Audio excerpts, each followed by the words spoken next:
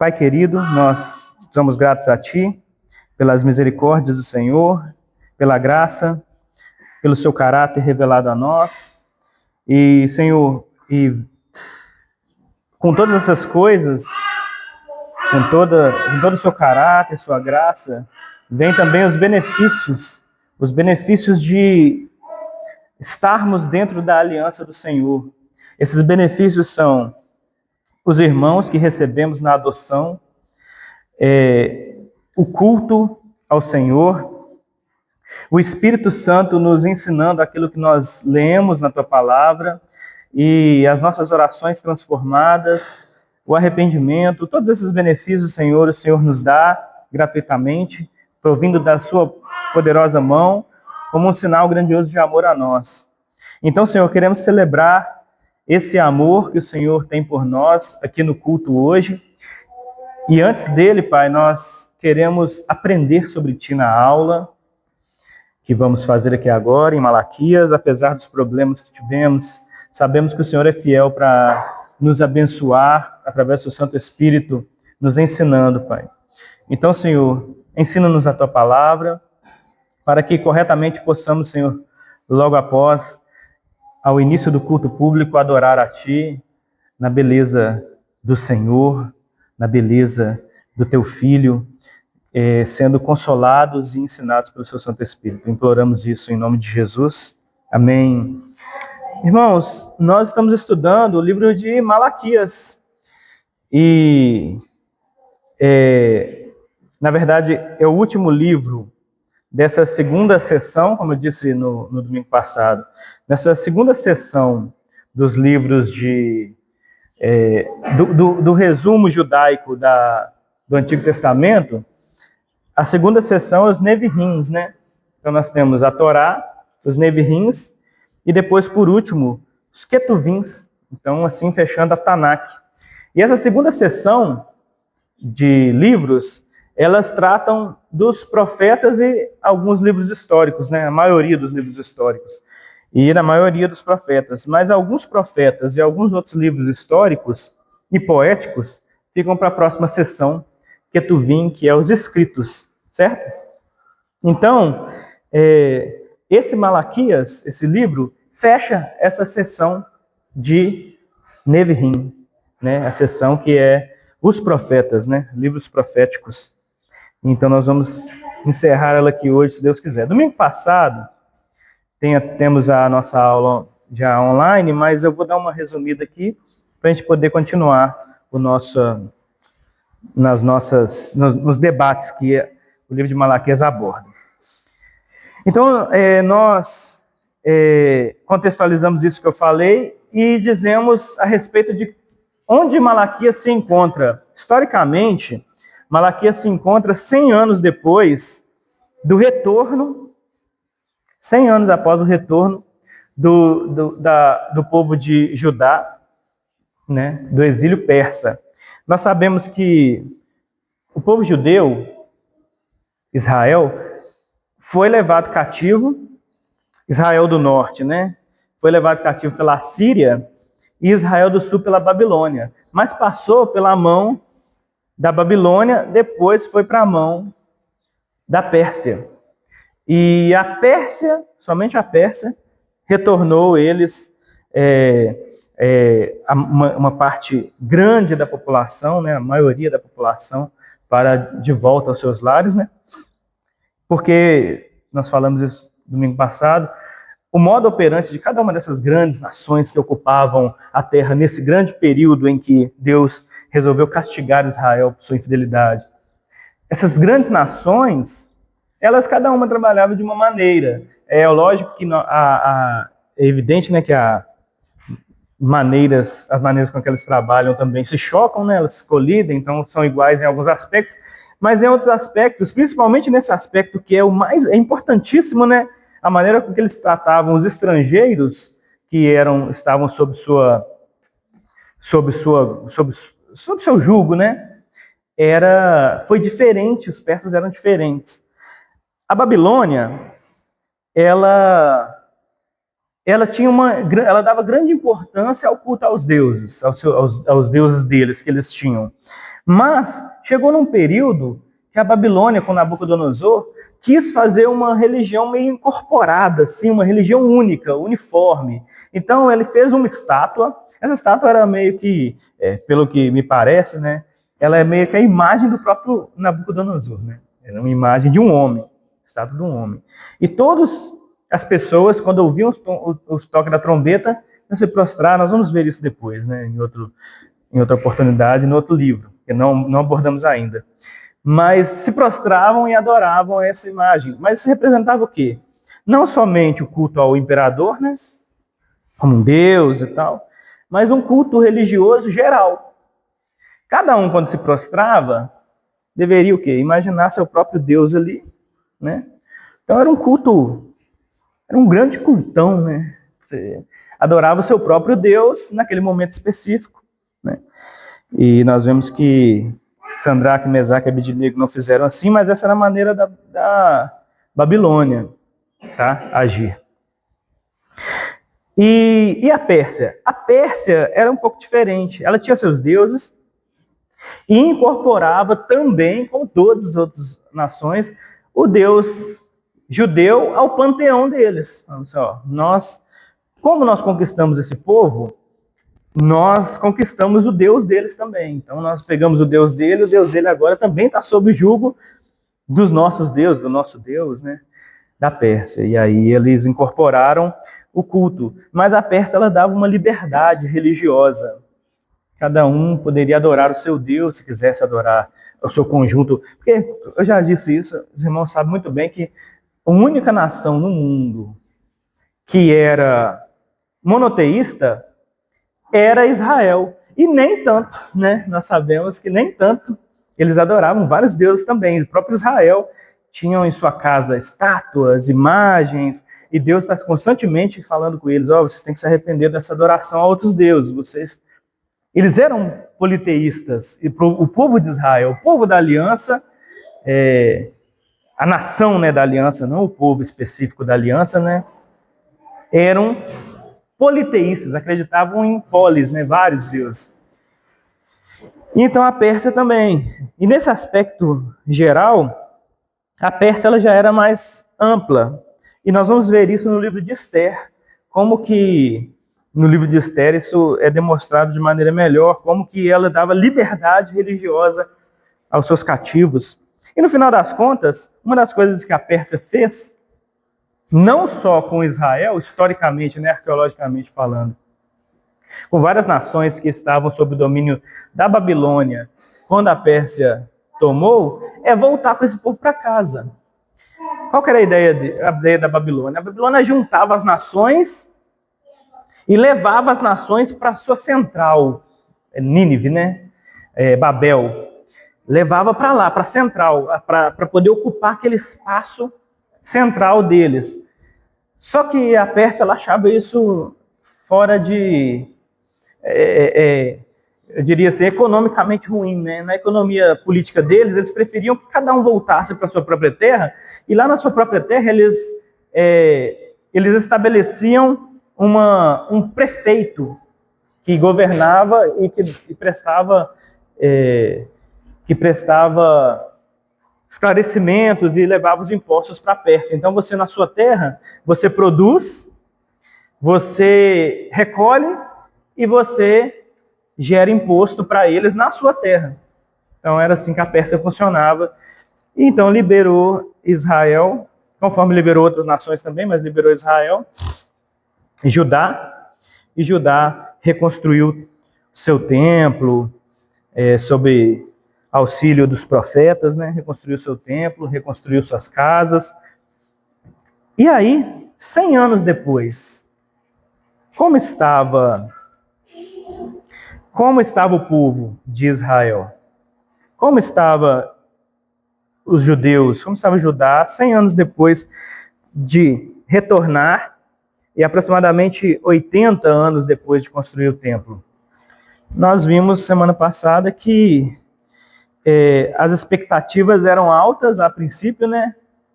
Grandes expectativas, voltar para casa, reconstruir a cidade, as cidades, as casas, o templo. Eram altas E fora que eles receberam uma oferta, né, da Pérsia, um recurso, mas quando o templo fica pronto, o que acontece é que os jovens que voltaram com essa alta expectativa, quando terminam de construir o templo, aqueles que nasceram na Babilônia, né, que viveram lá, que não viram o templo antigo, quando ficam prontos, ficam muito alegres. Eles regozijam. Mas aqueles que tinham visto o templo, pessoas que tinham visto o templo e retornaram, eles diziam assim, olha, não parece em nada com o templo de Salomão. O templo de Salomão era incrível. E também se lembram da destruição, como que foi destruído o templo foi completamente destruído. Eles arrancaram o ouro que estava no templo e queimaram, destruíram, né? Ficou completamente em ruínas. Então, quando o templo novo é construído, ele não alcança esteticamente os padrões que as pessoas imaginavam que ele poderia alcançar, ou melhor, ele não alcança os padrões do templo antigo, né?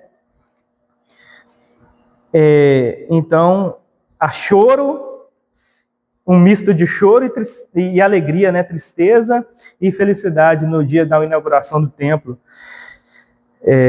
por causa disso, porque para muitos ele nem chegava perto, né, do templo antigo. Então, 80 anos depois, Deus envia Malaquias para escrever algo a Israel. E esse algo vai mostrar para nós como estava o povo de Israel.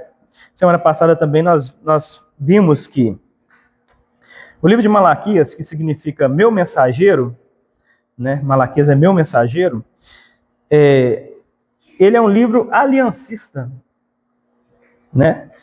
Nós percebemos isso já no primeiro diálogo de Deus, nos primeiros versículos, né? No segundo versículo. O livro é estruturado como uma série de 6 debates. 6 debates, 6 questões que Deus levanta para Israel, para expor o coração de Israel, para expor sua mente.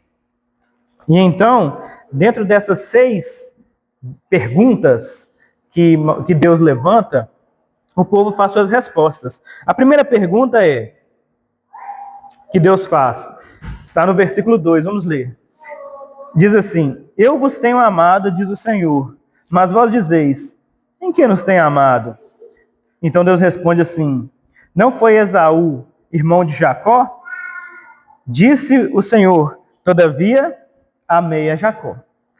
É claro que tem o restante, mas só para fazer esse resumo mesmo, o que isso significa é que Deus estava apresentando a aliança como o amor. E as pessoas perguntavam assim, Deus falava, eu amei vocês. As pessoas perguntavam, em quê? Em que é uma pergunta assim, aonde? Nós não estamos percebendo o que prova esse amor para conosco. Nós sabemos que quando os seres humanos fazem esse tipo de pergunta, eles estão falando sobre coisas visíveis, palpáveis. Eles estão falando sobre coisas que ajudam eles no seu dia a dia, que cooperam com o seu dia a dia. Então, ele diz assim, eu tenho amado. Em que? Onde? Qual é a prova? E Deus diz, amei a Jacó e aborreci Esaú. E o que isso significa? Nós falamos semana passada. A aliança. Eu me aliancei a Jacó e não me aliancei a Esaú. É assim que eu amei. É assim que eu amo. Esse é o meu amor. Então a aliança incondicional de Deus é evidenciada e nós vemos e assim, a partir dessa confiança, nós tratamos isso melhor, está na aula, né? Através da confiança nisso, você pode ser restaurado, através de confiar na aliança. Assim como Israel precisava ser restaurada a partir da aliança, não a partir daquilo que eles imaginavam que cooperaria com eles. Ah não, Senhor, nós Eu sei que o Senhor tem nos amado, mas não tem parecido, né? Por quê? Nós fomos cativos, agora 100 anos depois as coisas também não estão muito boas, as plantações, né? Então o Senhor poderia melhorar isso aí para nós. Mas isso não restaura ninguém. Ter fruto financeiro ou de saúde ou qualquer outra coisa assim não restaura ninguém. Receber dos benefícios de Deus a sua cura, a prosperidade, não faz uma restauração verdadeira. O que verdadeiramente restaura é ser verdadeiramente amado por Deus. É estar na aliança. É estar dentro do pacto. Por quê? Dentro do pacto, até se você morrer de doença, de recurso, você está em Deus. Até a morte é um servo, né, seu. Então, dentro da aliança. Fora da aliança, você pode ser milionário. Saúde é vitalícia, né? E morrer fora do pacto, com qualquer recurso que seja, é uma morte sem amor de Deus. É uma morte fora da aliança. É uma morte sem restauração real. E então, pode falar. Resumidamente, nós vimos que Deus podia ter respondido. Por que o Senhor nos tem amado? Deus podia ter respondido. Eu dei para vocês várias coisas. Dei para vocês assados, dei para vocês colheitas, fartura. Mas a resposta de Deus foi: eu tenho amado vocês e não destruir vocês, como eu construí da luz. E eu parto, né? A resposta foi: eu amo vocês, se vocês percebem o meu amor, porque vocês não foram destruídos. Porque vocês não receberam aquilo que as suas ações merecem. Vocês não estão sendo tratados, não, apesar de parecer, vocês não estão sendo tratados da maneira que vocês merecem. Destruição, aniquilação, é aquilo que o que o Wesley está falando, está apontando diretamente para as lamentações de Jeremias, né? As misericórdias do Senhor são a causa de não sermos consumidos, ou seja, completamente destruídos. Tá? Alguém tem algum comentário para fazer, alguma coisa que quer ajudar? Então, aí vem a segundo questionamento. O segundo questionamento de Deus é: o filho honra... Não, aí Deus faz o seguinte, eu falei isso. Antes de fazer a pergunta, no capítulo, na primeira pergunta, Deus faz a pergunta e depois explica. Dá uma explicação. No início da segunda pergunta, Deus ele faz uma proposta antes de fazer a pergunta. Ele faz a proposta é a seguinte: o filho honra o pai e o servo o seu senhor. Isso é um axioma, basicamente, né? Ou seja, isso daqui é uma coisa que você acredita que é uma coisa normal. O filho honra o pai, ele deve honrar o pai. Isso é algo que é uma lei, né? E o servo ao seu senhor. Agora, aí Deus faz a pergunta. Ele fala assim, a lógica é essa. Agora, a partir dessa lógica, se eu sou o pai, onde está a minha honra? Se eu sou o Senhor, onde está o respeito para comigo? Diz o Senhor dos Exércitos, vós outros. Ou seja, nós paramos aí, e é a partir daí que a gente dá a continuidade. Eu falei só sobre esse primeiro aspecto. Se eu sou pai, onde está a minha honra? Eu gosto muito da palavra de Deus quando ela aborda esses assuntos, porque na humilhação que Deus quer nos dar, todas as vezes que Deus quer nos ensinar alguma coisa, há uma ofensa. Nós falamos até no último sermão que eu preguei, nós falamos sobre a ofensa velada, né? Mas esse daí já é um aspecto é um aspecto comum, bem comum. Sempre é uma ofensa velada na hora de Deus dar uma misericórdia maravilhosa. Para receber uma misericórdia, você deve receber a ofensa e você deve aceitar a ofensa, né? E aqui, a ofensa é: vocês não me honram. Mas aonde está? Ou seja, aqui Deus ofende, mas na ofensa ele traz um grande aspecto do seu caráter.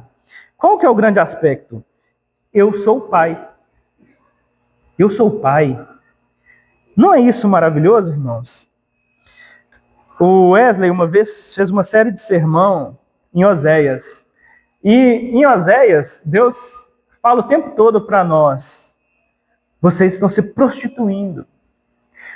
Vocês estão abandonando o relacionamento comigo para se relacionar com outros deuses. Isso é prostituição. Mas essa é a ofensa de Deus. Mas dentro dessa ofensa há uma grande misericórdia, ou um grande aspecto do caráter de Deus, que é: Deus considera para nós como um cônjuge, como um marido, como ele considera a aliança que ele fez conosco como um casamento. Na verdade, é o contrário, né? Deus fez a aliança e criou o casamento para demonstrar o sentimento da aliança ou o aspecto da aliança. Então, o casamento o casamento, ele, na verdade, ele é uma adoração específica, uma adoração, como é que eu posso dizer? Ela é uma adoração real, uma adoração diária. É uma adoração real, diária. Você está adorando a Deus liturgicamente com o seu casamento. Como? Demonstrando a aliança. Então, no seu casamento, você demonstra a aliança. Se o seu casamento não está indo bem, ou se você, no seu casamento, não tem se comportado como marido que deve ser para sua esposa, biblicamente falando, e a esposa como uma esposa, biblicamente falando, para o seu marido, vocês não estão adorando a Deus. Seu casamento, na verdade, está sendo uma desonra. Agora, quando, num casamento, o comportamento do marido e da mulher estão de acordo com as Escrituras, é uma adoração à aliança de Deus, ao aspecto da aliança de Deus. É uma adoração específica. Ela você está, de fato, adorando a Deus. Então, o casamento ele foi feito para demonstrar isso. E Deus está dizendo: eu me aliancei a vocês. Eu sou o marido. Eu sou o noivo. Então, ou seja, dentro da ofensa, irmãos, essa coisa é maravilhosa. Você é ofendido pelo amor de Deus, pela graça de Deus. Agora, se você disser assim: não, eu não acho que é bem assim, e não concordar, é óbvio que, ou se você concordar em parte, você não pode receber, né, o benefício, certo? Se você vai receber o benefício da misericórdia, você deve aceitar a ofensa. E se você aceitar a ofensa, você recebe o benefício. Então, se eu sou o pai, onde está a minha honra? Ou seja, vocês estão me desonrando como o pai que eu sou. E Deus se apresenta como um pai. Isso é maravilhoso. Pode falar, Michael. Como se o homem estivesse falando: não, o Senhor não é assim, pai. Sim, sim. Nesse caso, por exemplo, olha só, dentro do aspecto de pai e marido, a gente é bombardeado, né, mediaticamente com como deve ser um pai. Como deve ser um pai. Você vê vídeos na internet, pessoas e ensinamentos, até o próprio pai da gente, né? A gente cresce com uma figura paterna e essa figura diz com palavras: olha, ser pai é assim, assim, assim, corrige os filhos, e com ações no dia a dia, no viver, trabalhar, corrigir. Então você vai tendo ali um exemplo de pai. E você cresce acreditando que pai é daquele jeito, né? Mas nós já sabemos disso, que nós devemos ter o aspecto real. O que é paternidade? A paternidade só pode ser vista e entendida de acordo com o que as Escrituras dizem que é paternidade. Seu pai, apesar de a gente amar o nosso pai, ou não, né? Tem muita gente que teve pais horríveis e não consegue amar o pai, mas apesar do pai que você tem, você deve ter uma noção real do que é um pai. E para descobrir se seu pai foi bom ou não, você deve ter a noção bíblica, o padrão real. Tem até num sermão de José Mabessa cita isso. Ele falou assim: muita gente odeia o pai. Aí, quando Deus se considera pai, ela não consegue amar a Deus como pai. Ela fala: eu não consigo amar a Deus como pai porque eu tive um péssimo pai. Pois é, mas o seu exemplo de pai não diz nada sobre Deus pai. Na verdade, como que você não consegue amar a Deus como pai? Deus é maravilhoso. Deus é um pai perfeito. melhor do que seu pai, melhor do que meu pai, né?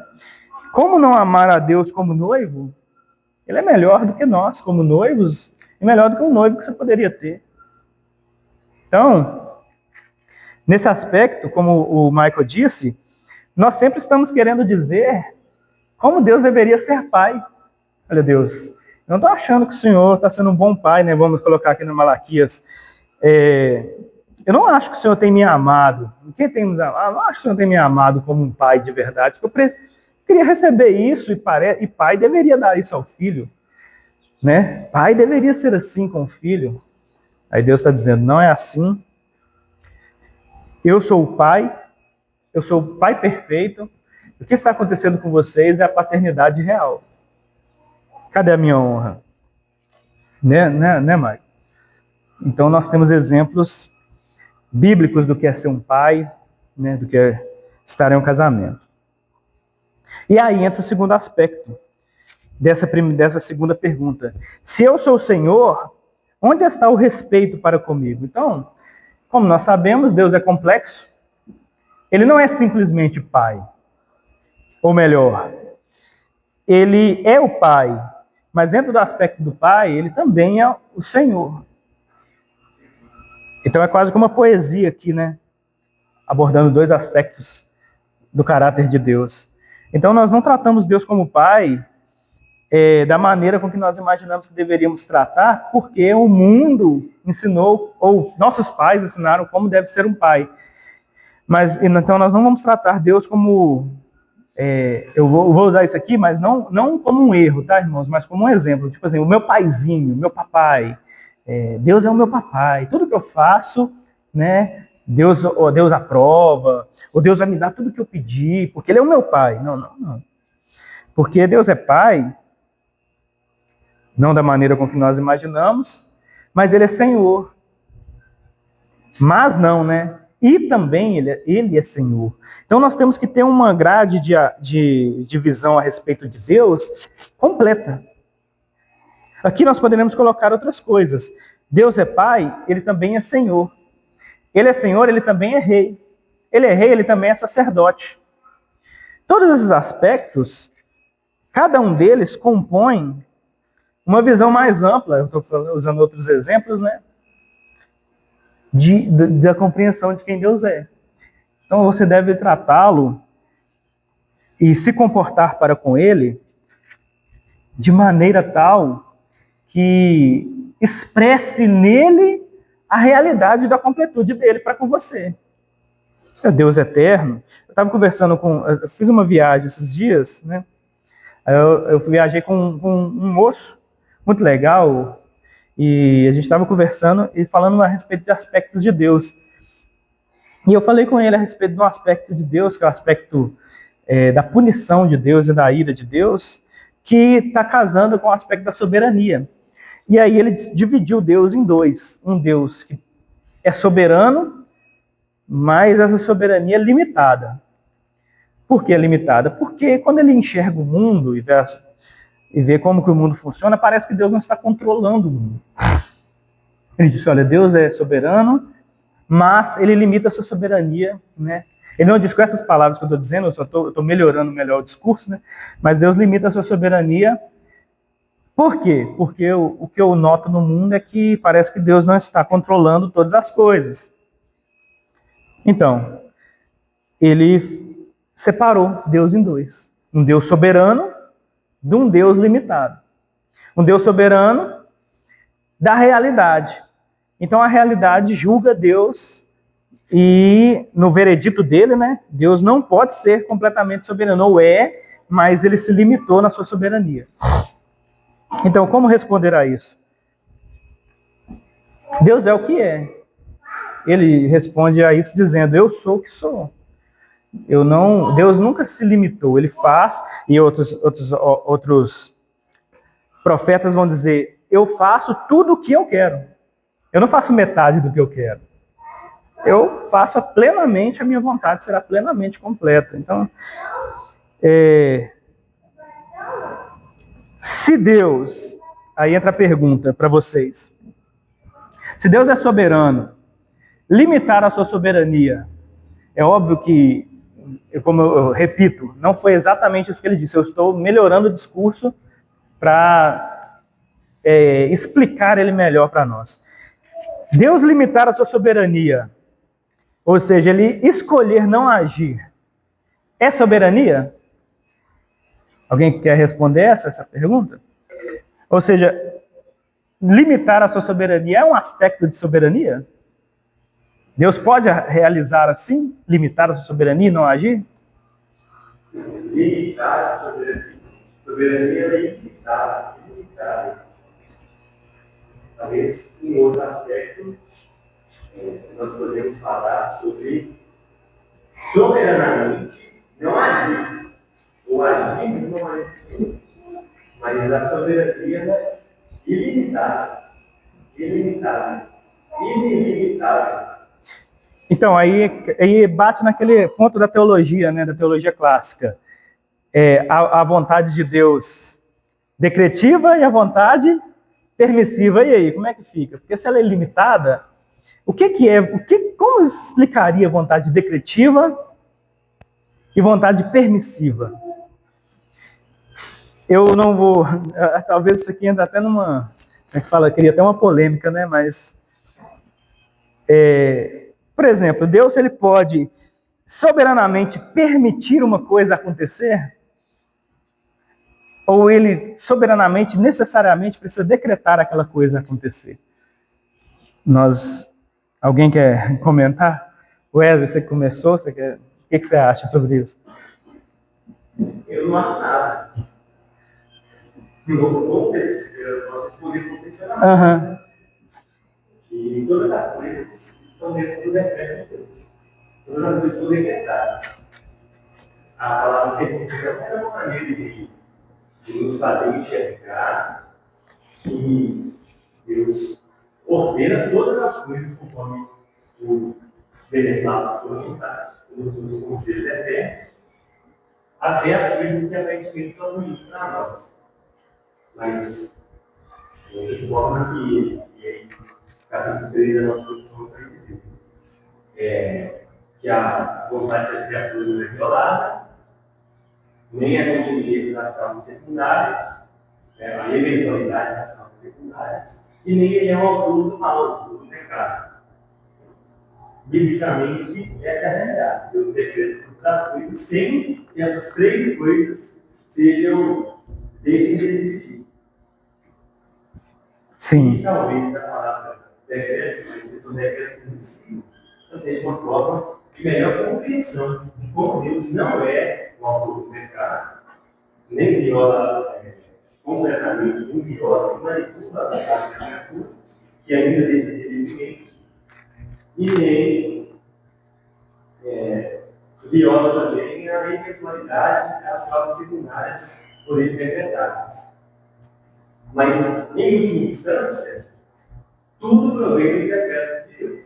Tudo está sob seu controle. Então, no final das contas, tudo está decretado. Todas as coisas. Alguém quer comentar, mas quer abordar também? Assim, uma dimensão superficial,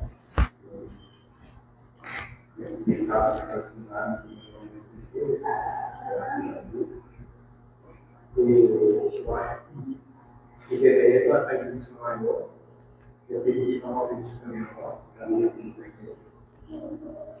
nesse aspecto. As coisas decretadas e existe a condição do jeito de decreto. Então, essas maneiras de falar, essas linguagens que a gente usa, são linguagens, como bem Wesley disse, e citando a confissão de fé, de nos fazer entender coisas que são, de fato, elas estão esbarrando ali no limite da compreensão humana. Chega certo momento, irmãos, que nós temos que ser honestos o suficiente para dizer há coisas que estão no final da nossa compreensão. E não falo da compreensão do Wesley, ou do Michael, humana, ser humano. Deus ele é altamente complexo, ou não, ou ele é simples. Ou ele tem que estar dentro de um escopo humanamente compreensível, porque se ele não estiver dentro de um escopo humanamente compreensível, vira ateu. Por que eu virar ateu? Eu não consegui entender Deus, isso aqui não é uma coisa que minha mente consegue entender, então eu tenho que, né? Então não existe. Se eu não consigo entender, se eu que penso logo existo, penso e não entendo, então logo isso não pode existir, né? Então, nós temos que chegar e esbarrar na nossa humildade, né? E dizer, olha, chegamos, finalmente encontramos Deus. Deus de verdade. Ele esbarra na nossa compreensão. Então, a confissão de fé de Westminster, ela tenta explicar, e ela explica de uma melhor maneira possível, algo que está esbarrando nos limites da compreensão, né? Esse assunto é tão polêmico para nós, porque nós queremos estar com controle de tudo. Por isso que ser tão polêmico. É do conhecimento. Como eu posso não tem que aceitar. compreender? Como assim? Eu não pensei do nada, eu não Isso. controlo a minha vida, tudo que acontece. E isso só funciona, irmão, isso só funciona, na verdade, isso só esbarra polemicamente na religião. Quando você chega na firma que você trabalha e acontece um problema que tem que ser resolvido, que ficou fora do seu controle, você não vira e fala assim, eu não posso acreditar nesse problema. Você fala, tem que resolver o problema. Ou você procura soluções para o problema. Você não fica criando polêmica, você resolve um problema. Agora, quando chega em relação à religião, quando nós estamos falando de Deus, aí que cria, assim, polêmicas. Porque as coisas nunca estão no nosso controle, né? Nada está no nosso controle. Quando nós começamos a perceber isso, que as coisas estão fora do controle das nossas mãos, a gente consegue, finalmente, ter uma noção do que é vida, o que é viver. A gente consegue entender por que a gente tem que resolver tantos problemas, porque as coisas, se elas estivessem no nosso controle, nós seríamos Deus, nós estaremos controlando as coisas, nós estaremos escrevendo a nossa história. Quantos planos, a gente pode colocar até assim, né? Quantos planos você fez e não conseguiu cumprir? E quantas coisas você não planejou e estão presentes aí na sua vida, né? Então, nada está no nosso controle. E muitas vezes Deus ele decretou coisas para mostrar isso a nós, né? Nosso dia a dia. Então, por mais polêmico que seja, como a Raquel disse, isso é um problema, eu diria, subjetivo, que alcança o âmbito da objetividade. Ou seja, subjetivo é porque eu finalmente, subjetivamente, estou percebendo que as coisas não estão no meu controle. E se elas não estão no meu controle, há algo objetivo, né? Que é absoluto, que é Deus, que controla todas as coisas. Nesse aspecto, a resposta para isso é: Deus decreta todas as coisas, certo? Agora, como Ele decreta, nós temos meios de tentar explicar isso da melhor maneira possível, com uma confissão de fé. Mas, no final das contas, não existe uma realidade na qual Deus permite algo que não seja soberano. Porque, por exemplo, como que Deus permitiria algo no universo que Ele criou, sem que isso não seja uma criação independente?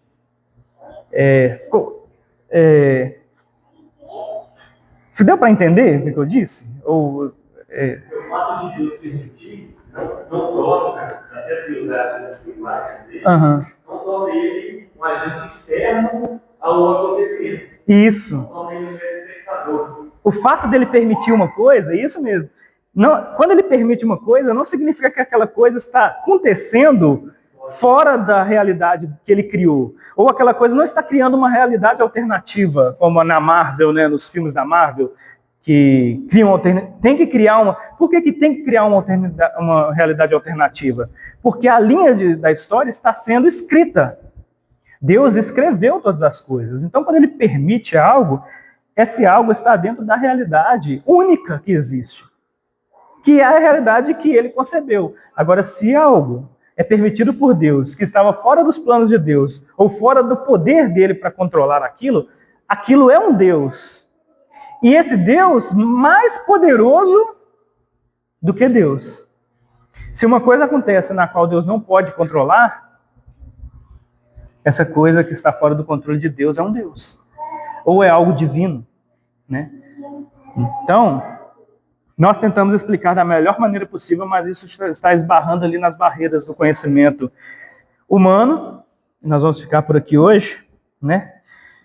E então, esses aspectos de Deus, Deus como Pai, como Senhor, como nós vamos ver isso na aula de introdução ao estudo de Salmos, como que a poesia vai fazer isso de maneira esplêndida, a poesia bíblica, poesia de Salmos, a poesia bíblica em si, até mesmo Jó, como que ele vai trabalhar essas coisas essas complexidades de Deus com poesia, porque a linguagem também começa a falhar ali, né?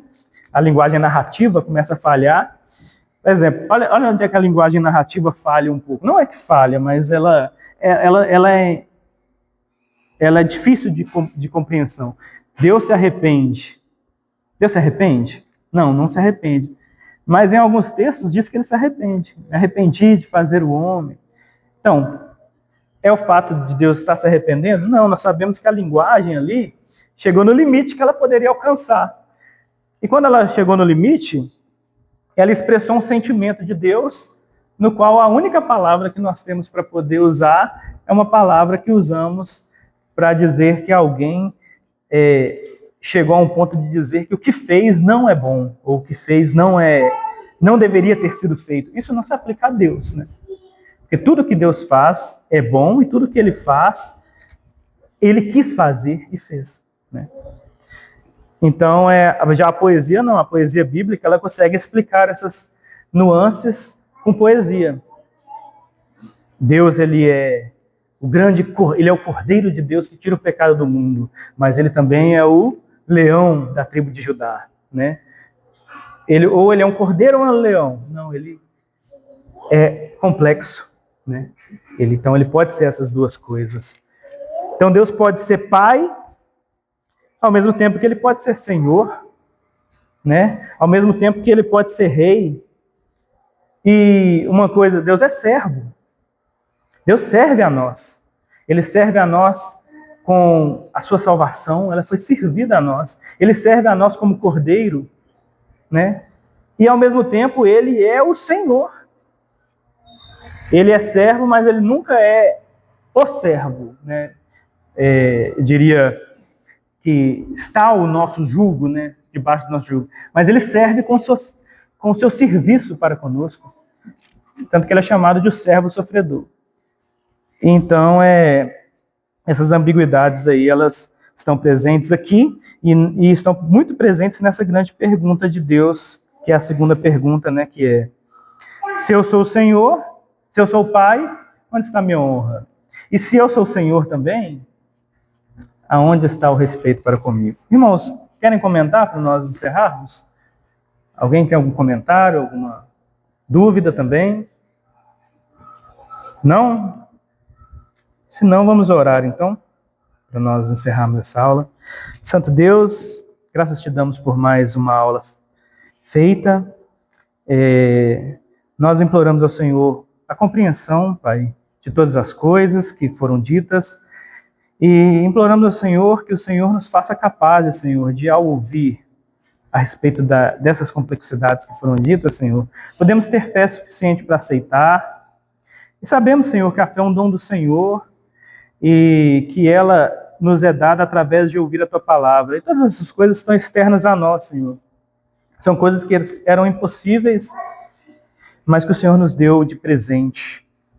Então, Senhor, imploramos, continue, Senhor, nos abastecendo com a Tua palavra e nos enchendo de fé através dela e nos ensinando a cada dia mais aquilo que o Senhor deseja de nós. E, Senhor, ao nos ensinar, capacite o nosso espírito a obedecer, capacite o nosso coração e as nossas afeições. Isso eu imploro em nome de Jesus. Amém.